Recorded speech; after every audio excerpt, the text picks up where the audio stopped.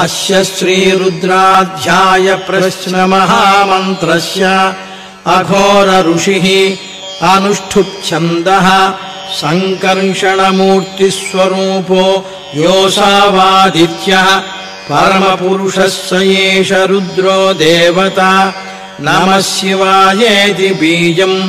शिवतरायेति शक्तिः महादेवायेति कीलकम् श्रीसाम्ब सदाशिवप्रसाद सिद्ध्यर्थे जपे विनियोगः। ध्यानम् आपातालनभस्थलान्तभुवन ब्रह्माण्डमाविस्फुरत् ज्योतिस्फाटिकलिङ्गमौलिविलसत्पूर्णेन्दुवान्तामृतैः अस्तोकाप्लुतमेकमीशमनिशम् रुद्रानुवाकान् जपेत्। ध्यायेदीप्सितसिद्धये ध्रुवपदम् विप्रोऽभिषिञ्चेच्छिवम् ब्रह्माण्डम् व्याप्तदेहा भसितहिमरुचा भासमाना भुजङ्गैः कण्ठे कालाः कपर्दाः कलितशशिकलाश्चण्डकोदण्डहस्ताः त्र्यक्षा रुद्राक्षमालाः सुललितवपुषः शाम्भवा मूर्तिभेदाः रुद्राः श्रीरुद्रसूक्तप्रकटितविभवा न प्रयच्छन्तु सौख्यम्। शं च मे मयश्च मे प्रियम् च मेऽनुकामश्च मे कामश्च मे सौमनसश्च मे भद्रम् च मे श्रेयश्च मे वश्यश्च मे यशश्च मे भगश्च मे द्रविणम् च मे यन्ता च मे धर्ता च मे क्षेमश्च मे धृतिश्च मे विश्वम् च मे महश्च मे संविच्च मे ज्ञात्रम् च मे सूश्च मे प्रसूश्च मे शीरम् च मे लयश्च मरुतम् च मे मृतम् च मे यक्ष्मम् च मे नामयच्च मे जीवातुश्च मे दीर्घायुत्वम् च मे नमित्रम् च मे भयम् च मे सुगम् च मे शैलम् च मे सूषा च मे सुदिनम् च मे। ॐ नमो भगवते रुद्राय नमस्ते रुद्रमन्यवभूतोत इषवे नमः नमस्ते अस्तु धन्वने बाहुभ्यामुत ते नमः यात इषुः शिवतमा शिवम् बभूवते धनुः शिवाशरम् व्यायातवतया नो रुद्रमुणया याते रुद्रशिवा तनूरघोरा पापकाशिनी तया नस्तनुवाशन्तमया गिरिशन्ताभिचाकशीः यामिषुम् गिरिशन्तहस्ते बिभर्ष्यस्तवे शिवाम् गिरित्रताम् कुरु माहि गुंशीः पुरुषम् जगत् शिवेन वचसा त्वा गिरिशाच्छावदामसि यथा नः सर्वविजगदयक्ष्मगुं सुमना असत् अध्यवोचदधिवक्ता प्रथमो दैव्योऽभिषक् अहीगिश्च सर्वान् जम्भयन् सर्वाश्च यातु धान्यः असंयस्ताम्रो अरुणबुध बभ्रुस्सु मङ्गलः ये चेमागुम् रुद्रा अभितो दिक्षु स्थिताः सहस्रशो वैशागुम् खेडयीमहे असंयो वसर्पति नीलग्रीवो विलोहितः उतैनम् गोपा अदृशन्नदृशन्नुदहार्यः उतैनम् विश्वाभूतानि सदृष्टो मृडयातिनः नमो अस्तु नीलग्रीवाय सहस्राक्षाय भीरुषे अथो ये अस्य सत्त्वानोऽहम् तेभ्यो करम् नमः प्रमुञ्च धन्वनस्त्वमुभयोरार्त्रियोर्ज्याम् याश्च ते हस्त इषवः पराता भगवो वप अवतत्यधनुस्त्वम् सहस्राक्षशतेषु धे निशीर्य शिल्यानाम् मुखा शिवो नः सुमना भव विद्यम् धनुः कपर्दिनो विशल्यो बाणवागुम्भुता अनेशन्नस्येषव आभुरस्य निषङ्गधिः याते हेतिर्मीढुष्टमहस्ते बभूवते धनुः तयास्मान् विश्वतस्त्वमयक्ष्मया परिभुजा नमस्ते अस्त्वायुधाय नातताय धृष्णवे उभाभ्यामुत ते नमो बाहुभ्याम् तव धन्वने परिते धन्वनो हेतिरस्मान् वृणक्तु विश्वतः अथो य इषुधिस्तवारे अस्मन्निधेहितम् नमस्ते अस्तु भगवन् विश्वेश्वराय महादेवाय त्रयम्बकाय त्रिपुरान्तकाय त्रिकाग्निकालाय कालाग्निरुद्राय नीलकण्ठाय मृत्युञ्जयाय सर्वेश्वराय सदाशिवाय श्रीमन्महादेवाय नमः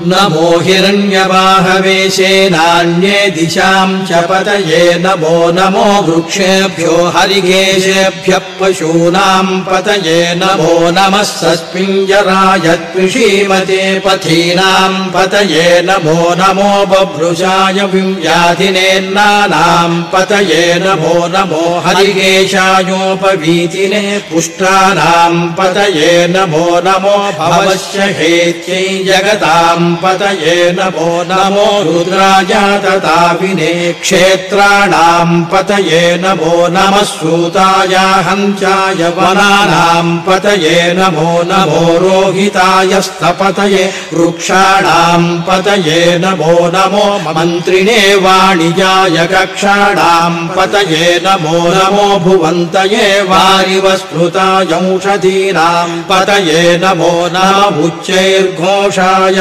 क्रन्दयते पतीनाम् पतये नमो नमः कृत्स्नवीताय धावते सत्वराम् पतये नमः नमः सहमानाय व्याधिनाम् व्याधिनीनाम् पतये नमो नमः ककुभाय निषङ्गिणे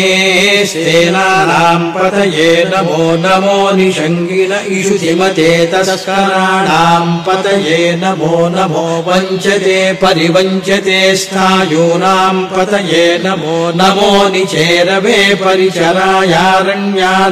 पतये नमो नमः श्रुकाविभ्यो जिघा गुंसद्भ्यो मुष्णताम् पतये नमो नमो शिमद्भ्यो नक्तम् चरद्भ्यः प्रकृन्तानाम् पतये नमो नम उष्णीषिणे गिरिचराय कुलुञ्चानाम् पतये नमो नम इषुमद्भ्यो धन्वाविभ्यश्च वो नमो नम आतन्वानेभ्यः प्रतिदधानेभ्यश्च वो नमो नम आयच्छद्भ्यो विसृजद्भ्यश्च वो नमो नमोऽस्यद्भ्यो विर्यद्भ्यश्च वो नमो नम आशीनेभ्यश्च यानेभ्यश्च वो नमो नमः स्वपद्भ्यो जाग्रद्भ्यश्च वो नमो नमस्तिष्ठद्भ्यो धावद्भ्यश्च वो नमो नमः सभाभ्यः सभापतिभ्यश्च वो नमो नमो अश्वेभ्यो स्वपतिभ्यश्च वो नमः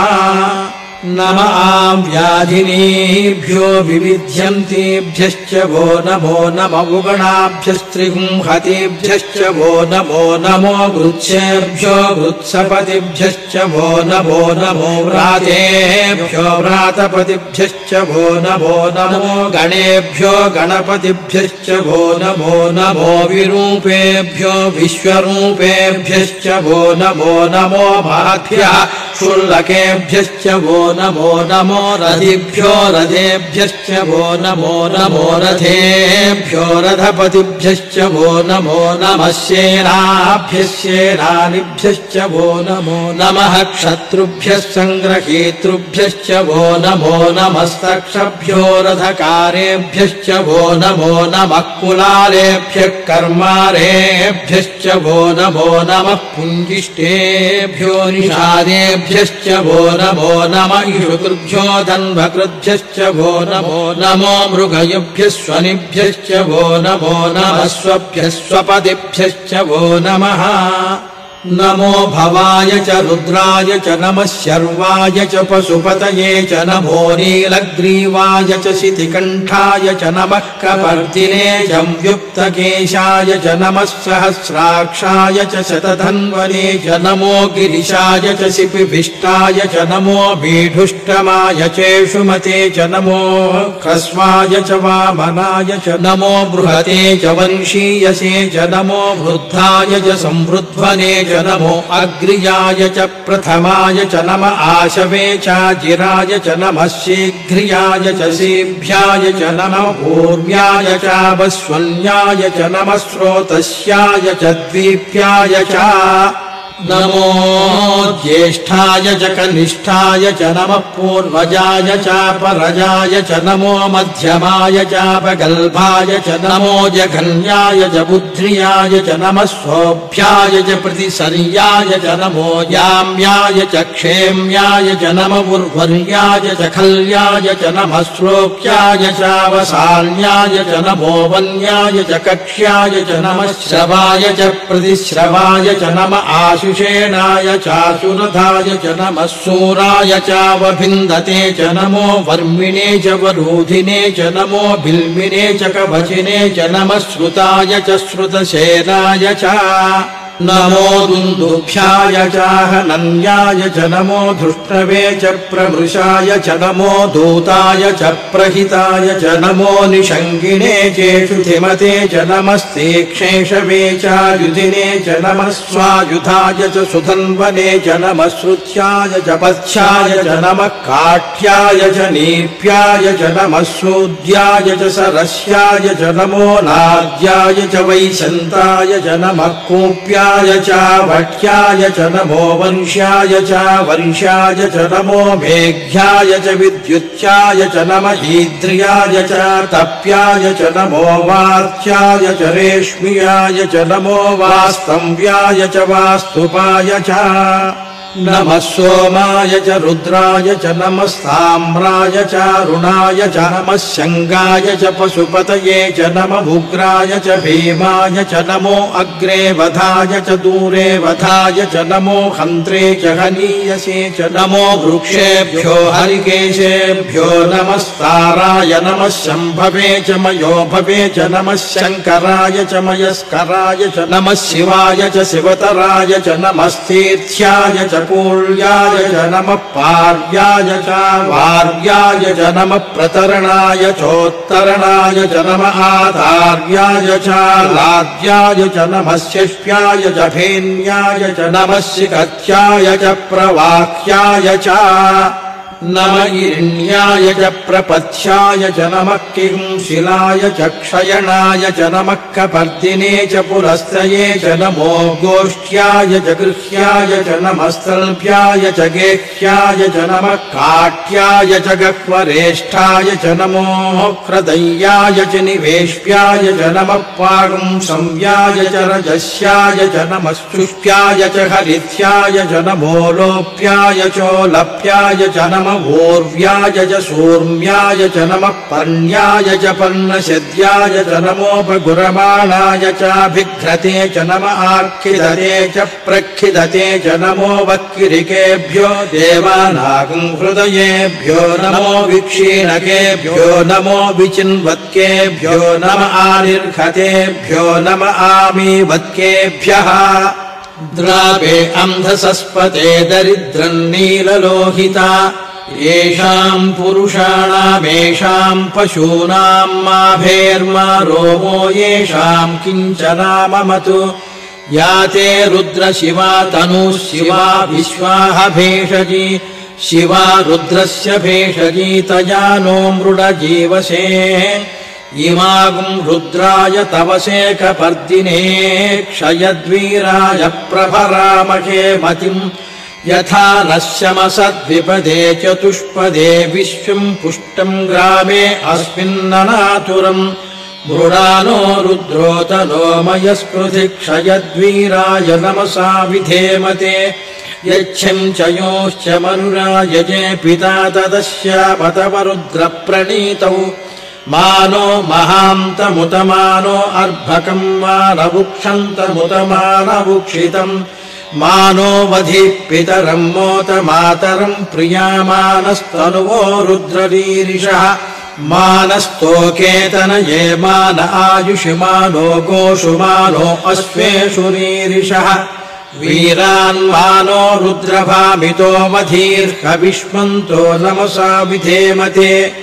आरात्ते गोघ्न उत पूरुषघ्ने क्षयद्वीराय सुम्नमस्मेते अस्तु रक्षाजनो अधि च देव ब्रूह्यथा जनः शर्म यच्छद्विवर्गाः स्तुहि श्रुतम् गर्तसदम् युवानम् मृगम् न भेममुपहत्नुमुग्रम् मृडाचरित्रे रुद्रस्तवानो अन्यम् ते अस्मन्निवपन्तु सेनाः परिणो रुद्रस्य हेतिम् वृणक्तु परित्वेषस्य दुर्मतिरघायोः अवस्थिरा मघवद्भ्यस्त्वनुष्वमेध्वस्तोकायतनयाय मृडया मीढुष्टमशिवतमशिवो नः सुमना भव परमे वृक्ष आयुधम् निधाय कृत्तिम् वसार आचर पिनाकम् बिभ्रदागहि विकिरितविलोकित नमस्ते अस्तु भगवः यास्ते सहस्रगुंहेतयोऽन्यमस्मन्निवपन्तु ताः सहस्राणि सहस्रधा बाहुवोस्तव हेतयः तासामीशानो भगवः पराचीनामुखाकृति सहस्राणि सहस्रशो ये रुद्रा अधिभूम्याम् तेषागुम् सहस्रयो जने वधन्वानि तन्मसि अस्मिन्महत्यर्नवेऽन्तरिक्षे भवा अधि नीलग्रीवाश्चितिकण्ठाः शर्वा अधः क्षमाचराः नीलग्रीवाश्चितिकण्ठादिवगुम् रुद्रामुपश्रिताः ये वृक्षेषु सस्मिञ्जरा नीलग्रीवा विलोहिताः ये भूतानामधिपतयो विशिखासक्कपर्दिनः ये अन्नेषु विविध्यन्ति पात्रेषु पिबतो जनान् ये पथाम् पथिरक्षय ऐलवृदायम् युधः ये तीर्थानि प्रचरन्ति श्रुकावन्तो निषङ्गिणः यजेतावन्तश्च भूयागुंसश्च दिशो रुद्रावितस्थिरे तेषागुम् सहस्रयो जने वधन्वानि तन्मसि नमो रुद्रेभ्यो ये पृथिव्याम् येऽन्तरिक्षे ये दिवि येषामन्नम् वातो वर्षमिषभस्तेभ्यो दश प्राचेर्दश दक्षिणा दश प्रतीचेर्दशोदीचेर्दशोर्ध्वास्तेभ्यो नमस्ते नो मृडयन्तु तेयम् विष्णो यश्च नो द्वेष्टितम् वोजम्भे दधामि त्रयम्बकम् यजामहे सुगन्धिम् पुष्टिवर्धनम् उर्वारुकमिव बन्धनान् मृत्योर्मुक्षीयमामृतात् यो रुद्रो अग्नौ यो अप्सुय ओषधीषु यो रुद्रो विश्वा भुवना विवेश तस्मै रुद्राय नमो अस्तु तमुष्टु हि यस्विषु सुधन्वायो विश्वस्य क्षयति भेषजस्य यक्ष्वा महेशौ मनसाय रुद्रम् नमोभिर्देवमसुरम् दुवस्य अयम् मे हस्तो भगवानयम् मे भगवत्तरः अयम् मे विश्वभेषयोऽयगुम् शिवाभिमर्शनः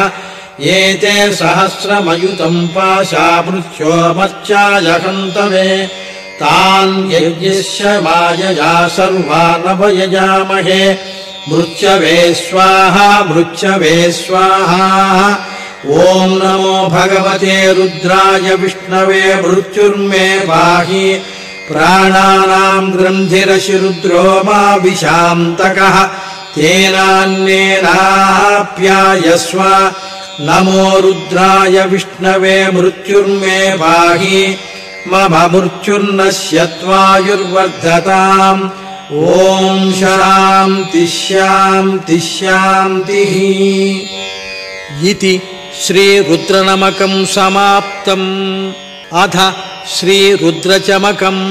हरिः ओम् अग्ना विष्णु सजोषसेमावर्धन्तु वाङ्गिरः जुम्नैर्वाजेभिरागतम् वाजश्च मे प्रसवश्च मे प्रयतिश्च मे प्रसितिश्च मे धीतिश्च मे क्रतुश्च मे स्वरश्च मे श्लोकश्च मे श्रावश्च मे श्रुतिश्च मे ज्योतिश्च मे सुवश्च मे प्राणश्च मे पानश्च मे व्यानश्च मे शुश्च मे चित्तम् च आधीतम् च मे वाक्च मे मनश्च मे चक्षुश्च मे श्रोत्रम् च मे दक्षश्च मे बलम् च मवोजश्च मे सहश्च म आयुश्च मे जरा च म आत्मा च मे तनुश्च मे शर्म च मे वर्म च मेऽङ्गानि च मे स्थानि च मे परोगुंषि च मे शरीराणि च मे ज्यैष्ठ्यम् च म आधिपत्यम् च मे मन्युश्च मे भामश्च मे मश्च मे म्भश्च मे जेमा च मे महिमा च मे वरिमा च मे प्रतिमा च मे वर्ष्मा च मे द्रागुया च मे वृद्धम् च मे वृद्धिश्च मे सत्यम् च मे श्रद्धा च मे जगच्च मे धनम् च मे वशश्च मे त्विषिश्च मे क्रीडा च मे बोधश्च मे जातम् च मे जनिष्यमाणम् च मे सूक्तम् च मे सुकृतम् च मे वित्तम् च मे वेद्यम् च मे भूतम् च मे भविष्यच्च मे सुगम् च मे सुपथम् च मरुद्धम् च मरुद्धिश्च मे क्लृप्तम् च मे क्लृप्तिश्च मे मतिश्च मे सुमतिश्च मे